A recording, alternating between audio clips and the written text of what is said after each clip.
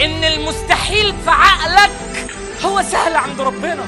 المستحيل اللي انت شايف انه مستحيل يحصل لك سهل وهين عند ربنا.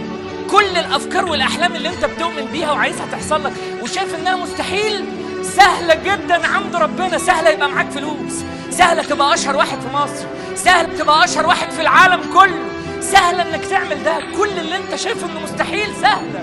امره اذا اراد شيئا ان يقول له كن فيكون. تخيل تصحى الصبح كده ما عملتش حاجه لسه وتلاقي ربنا سبحانه وتعالى مره واحده كن لاحلامك، كل امانيك، كل الحاجات اللي انت بتتمناها، كل الدعاء اللي بيدعيه، كل الحاجات اللي نفسه فيها، كل الحاجات اللي اتمنع عنها في لحظه.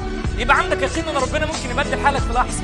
تدعي له كده وتبقى شايف من جواك ان سهل على ربنا. تلاقي فاستجبنا له، فاستجبنا لاحلامه، فاستجبنا لدعوات امه اللي بتدعي له كل يوم وتقول يا رب اكرمه، فاستجبنا يا رب لكل مجهود بيبذله، فاستجبنا لكل حاجه هو نفسه فيها، فاستجبنا لكل حاجه بيحلم بيها. سهل.